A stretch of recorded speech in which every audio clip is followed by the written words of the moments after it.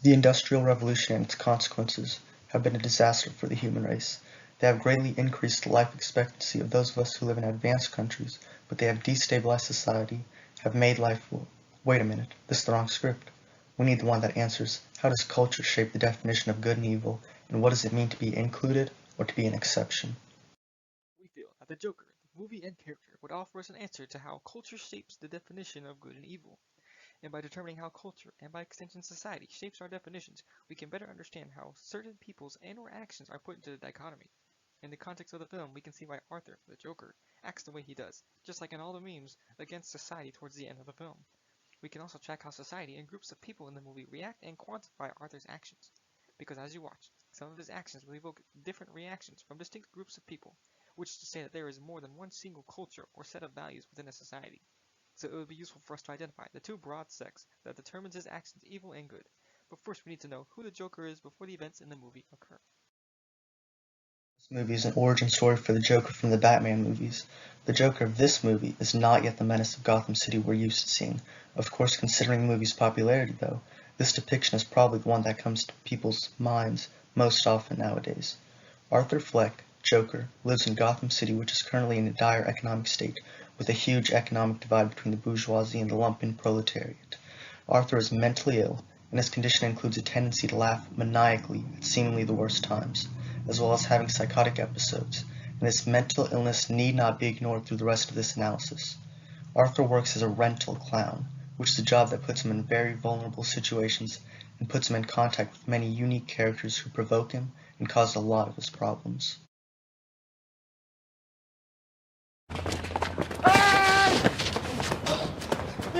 Beep!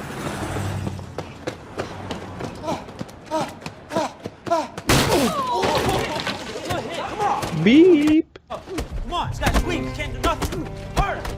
Harder! Beat him up. Take his stuff. Let's go, let's go. Come on, come on, come on. Let's go, let's go, let's go.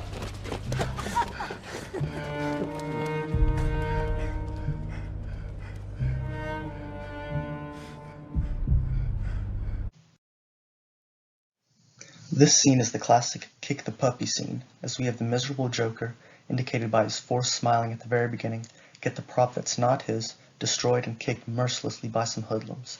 It asks the viewer, with previous assumptions of the Joker's villainy in previous movies, to feel some empathy for Arthur and consider the complexities of his origin. This intro scene adds a new dimension to the character of the Joker, and puts the audience on his side for the rest of the film. But make no mistakes, that these kids and the other people that wrong or malign him are not supposed to be the force of evil in and of themselves. You want some french fries? Hello? Talking to you, man. No, thank you. Sure. Real good. Don't ignore him. He's being nice to you.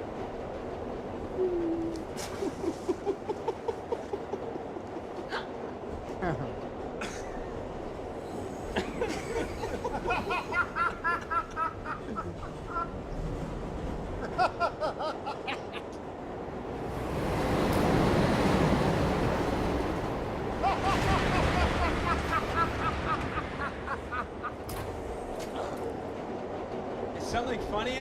Beep!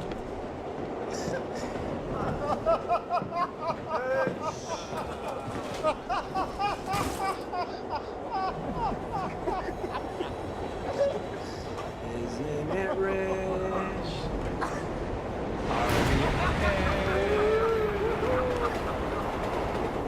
Me here at last on the ground, and you in midair, sending the clowns.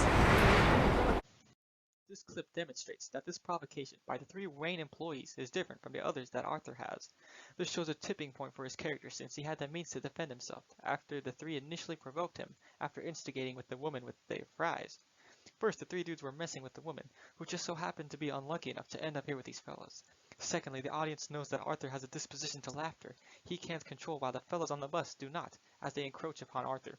Thirdly, the three fellows came at Arthur at once, leaving him with no chance of making out of this encounter unscathed.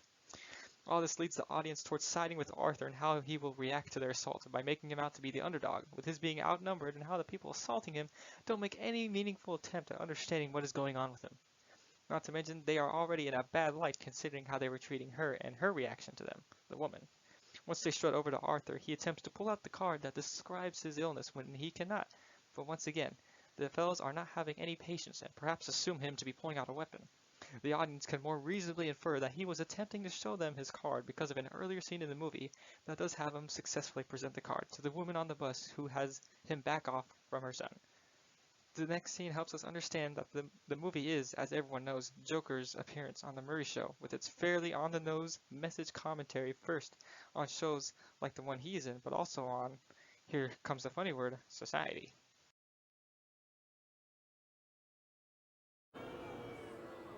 Well, let me get this straight. You think that killing those guys is funny? I do. And I'm tired of pretending it's not. Comedy is subjective, Murray. Isn't that what they say? All of you, the system that knows so much, you decide what's right or wrong the same way that you decide what's funny or not. Well, okay, I think I might understand that you did this to start a movement, to become a symbol. Come on, Murray. Do I look like the kind of clown that could start a movement? I killed those guys because they were awful. Everybody is awful these days. It's enough to make anyone crazy. Okay, so that's it. You're crazy. That's your defense for killing 3 young men? No. They couldn't carry a tune to save their lives. Oh, why is everybody so upset about these guys? If it was me dying on the sidewalk, you'd walk right over me. I pass you every day and you don't notice me. But these guys, what, because Thomas Wayne went and cried about them on TV? You have a problem with Thomas Wayne, too. Yes, I do. Have you seen what it's like out there, Murray? Do you ever actually leave the studio? Everybody just yells and screams at each other. Nobody's civil anymore. Nobody thinks what it's like to be the other guy. You think men like Thomas Wayne ever think what it's like to be someone like me? To be somebody but themselves? They don't. Base Joker, am I right? An important thing to note about the use of awful. For Arthur's experience through the movie, it does seem like everyone is awful in terms of how they view and treat him. But for the watchers of the movie, us, we may recognize the awfulness of people as not only describing their treatment of others, or you directly, but a certain condition or state about ourselves that is a result of, as Joker would say, society. The location of this is quite interesting. All the props and cameras come together in the movie's context to deliver a show to its viewers from the safety of where people of better means can interact yet not interact with the masses, as that is the nature of television. So yes, Joker is right in pointing out that they do not know what it's like out there, and why everyone is awful, seeing as most of the producers and staple performers are of better means and living luxury compared to the people that Joker has seen out there. The artificial setting is also demonstrated more by the camera switching around from different angles showing the camera with Joker in frame, or the musicians by the side, or the shots we get before Joker comes out of the curtains to start the show. Joker here is symbolically entering the false world that those in high positions like Murray put themselves in, away from the actual settings that the common person in Gotham lives in and deals with. Disconnecting them from their experience and their own is further magnified in significance and correctness in their minds. When Murray gives his response to Joker's statement, the camera stays on Joker's face after showing his expressions growing stern as he reacts to Murray's claim about not everyone being awful. Even when Murray retorts at Joker's comment about him, the camera does not go back to him, as he speaks like it did for the entirety of the scene before this. The hiding of Murray's face serves to dehumanize him and his opinion, and his sort of hypocrisy, because as Joker puts it, this whole show with him in it was an elaborate joke just to make fun of him. As shown earlier in the movie, both Murray and Thomas have the means to propagate their culture's view on the matter, while the majority downtrodden of Gotham, by the end of the movie, have embraced Joker's act and what he says. A poignant line Joker delivers in the scene also helps drive our interpretation. All of you, the system that knows so much, you decide what is right or wrong, the same way that you decide what's funny or not. This part about who decides who is funny or not is a way for Joker to exemplify to the audience about how hegemonic institutions impose their will upon those under their rule. Murray has been given this position where most would accept his assertion about what is funny, and since he controls the show along with his studio audience, he has the power necessary to make his will law in a sense. The same goes for people like Thomas Wayne. His status allows his voice to be heard and seen as the more moral stance on the issue, not of what is funny, but on the killing of the 3 employees and the sentiment that arose from it. This goes to show that within a culture there are opposing microcultures within it with contradicting values. But the essence the society supports itself on will be dictated by the culture or group that has the means to enforce and propagate the relations their values uphold onto others. In this case, it is the upper classes which have the backing force to impose a certain condition upon the not so economically inclined masses. Joker is categorized in both the cultures. The upper classes see him as some threat according to his actions and the sentiment he has given rise to.